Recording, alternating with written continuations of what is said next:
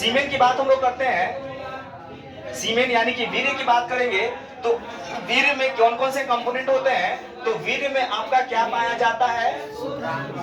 शुक्राणु पाया जाता है।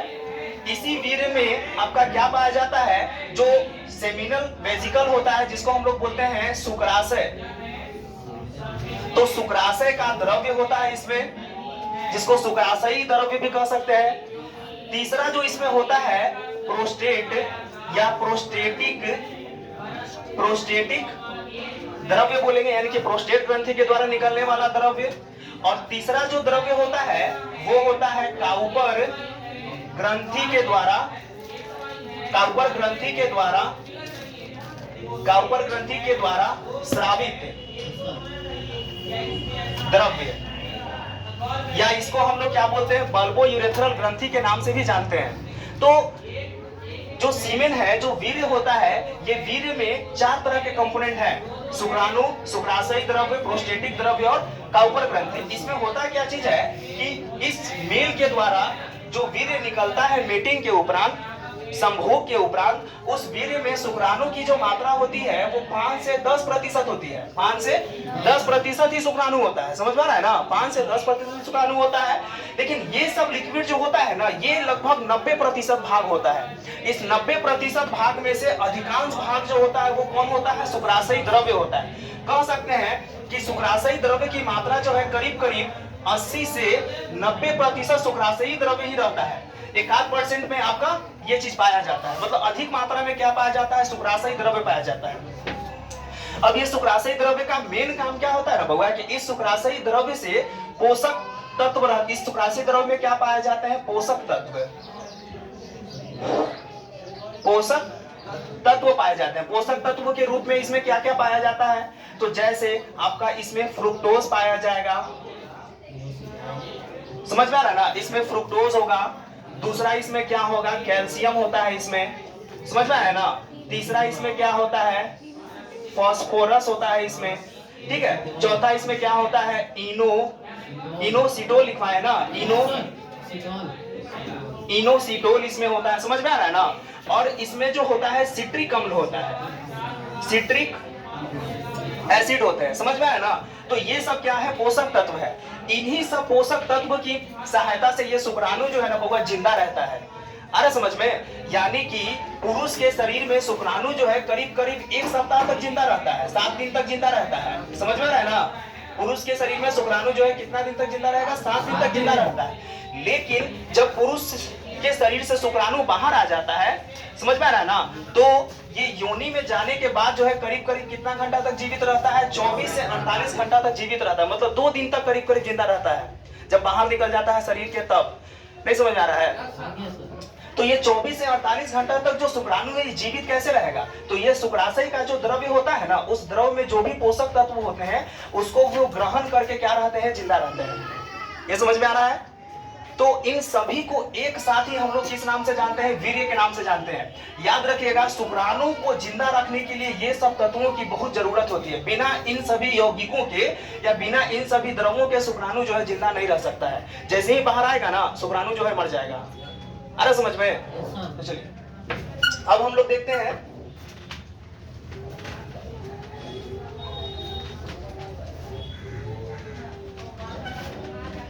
देखिए, बात कर लेते हैं हम लोग कि ये जो वीर्य है, वीर्य का जो पीएच मान होता है ना बाबू, वीर्य का जो पीएच मान होता है ये 7 से लेकर 7.5 के बीच में होता है।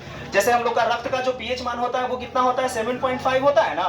तो उसी तरह से हमारा जो वीर्य होता है इसका पीएच मान जो है इसके बीच में रहता है, 7 से 7.5 के बीच में रहता है। मतलब कह सकते हैं कि ये किस प्रकृति का होता है?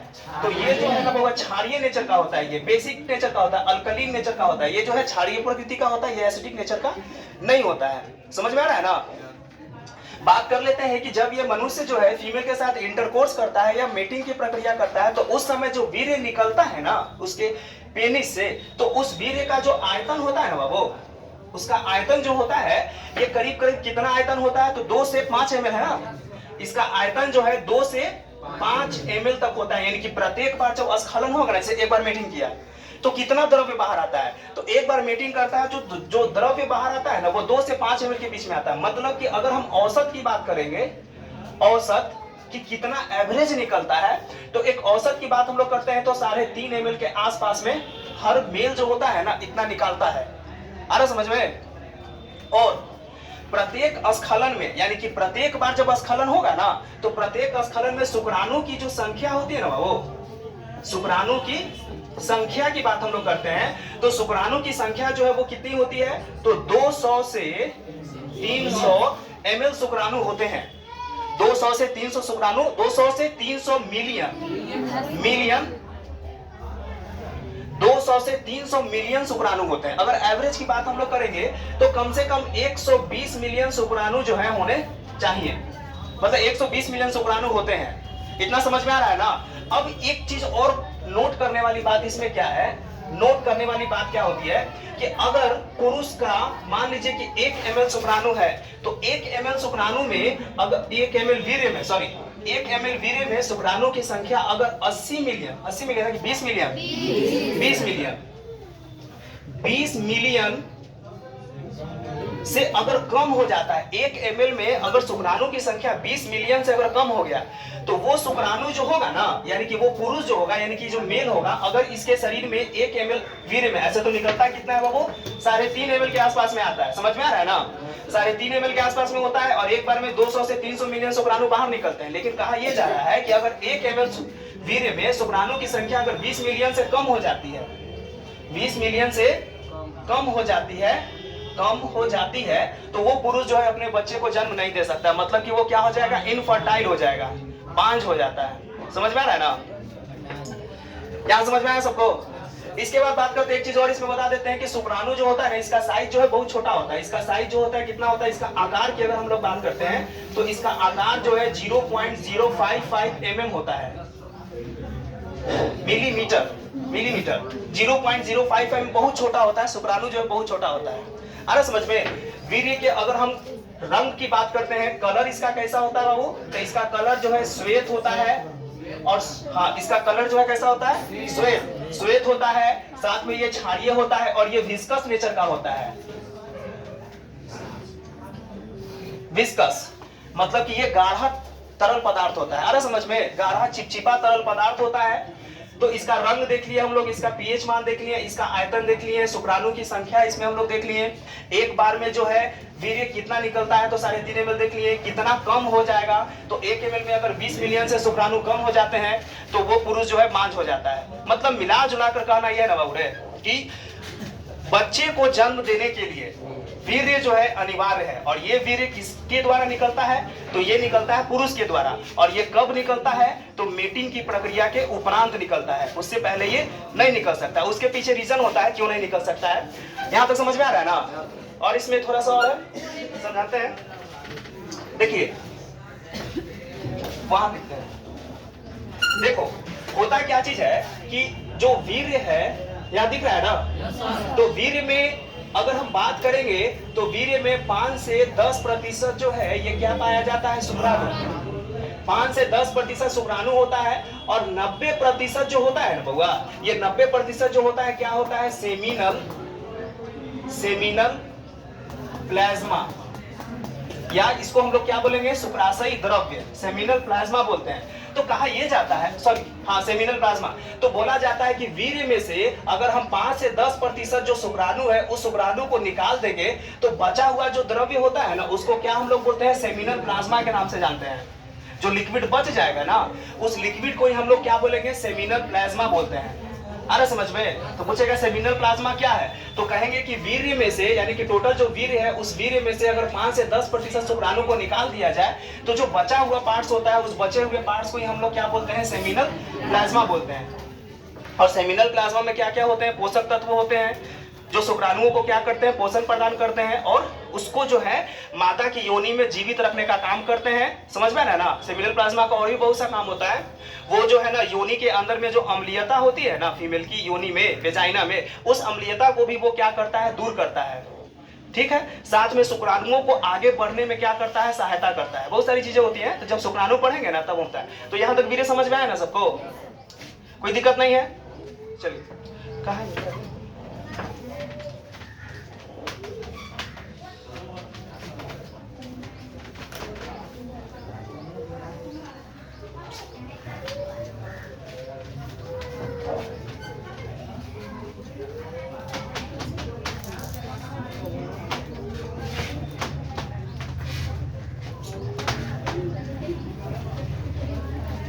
देखो इसमें एक और चीज बता देते हैं, देख लीजिए, जान लीजिए थोड़ा सा।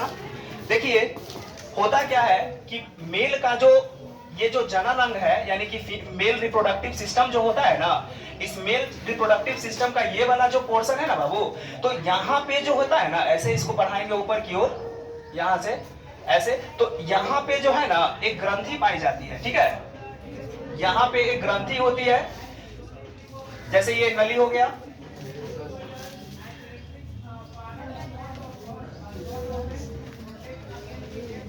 तो यहाँ पे एक और ग्रंथि पाई जाती है, ठीक है, और यहाँ पे एक और ग्रंथि पाई जाती है। तो इस ग्रंथि को हम लोग क्या बोलते हैं? शुक्राशय। इस ग्रंथि को हम लोग क्या बोलते हैं? प्रोस्टेट। ये जो ग्रंथि होती है इसको हम लोग क्या बोलते हैं? प्रोस्टेट ग्रंथि बोलते हैं। और इस ग्रंथि को हम लोग क्या बोलते हैं? सेमिनल प्लाज्मा बोलते हैं। और ये वाली जो ग्रंथि होती है ना, इसको हम लोग क्या बोलते हैं? Cowper gland. तो 3 प्रकार का ग्लैंड हो गया। पहला नंबर में सेमिनल प्लाज्मा हो गया, नहीं seminal vesicles, sorry seminal vesicle. दूसरा कौन सा हो गया? प्रोस्टेट या प्रोस्टेटिक ग्लैंड। और तीसरा क्या हो गया? Cowper gland. तो ये तीनों ग्रंथि है। और इसमें क्या बनता है बाबू? शुक्राणु। तो जब शुक्राणु निकलता है ना, तो ये सब द्रव्य को लेकर जब बाहर निकलता है ना, तो इन सभी द्रव्यों को एक साथ ही हम लोग किस नाम से जानते हैं? वीर्य के नाम से जानते हैं, ठीक है। अब होता क्या चीज है कि प्रोस्टेट ग्लैंड जो होता है ना, तो देखो एक चीज याद रखना कि ये वाला जो नली होता है ना, यहाँ से ये वाला जो नली है, इस नली को हम लोग क्या बोलते हैं? मूत्र मार्ग। बताए थे ना एक बार, इस नली को हम लोग क्या बोलते हैं? मूत्र मार्ग। इंग्लिश में इसको क्या बोलते हैं? यूरेथ्रा। इसको हम लोग बोलते हैं यूरेथ्रा। तो यूरेथ्रा एक ऐसी नली होती है ना, जिसकी सहायता से मूत्र भी बाहर निकलता है और इसकी सहायता से वीर्य भी बाहर निकलता है। मतलब कि इसकी सहायता से मूत्र भी बाहर निकलेगा और इसकी सहायता से क्या निकलता है? वीर्य भी बाहर निकलता है।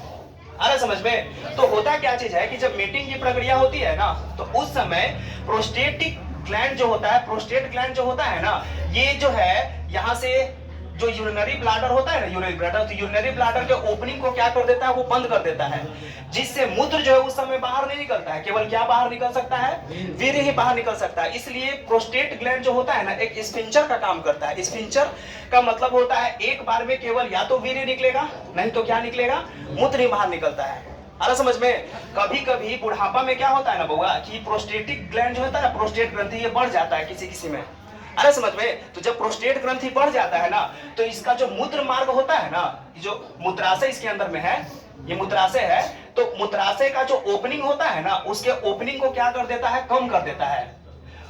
जैसे मान लो कि ये मूत्राशय, इसका ओपनिंग है, तो इसका ओपनिंग को अगर पतला कर देगा, ये दबा देगा, इसको शुक्राशय अगर दबा देगा, तो इसका मूत्र जो है बाहर नहीं ना आ पाएगा। तो उस समय उसको मूत्र त्याग करने में क्या होता है? कठिनाई होता है, तकलीफ होता है, जलन होता है।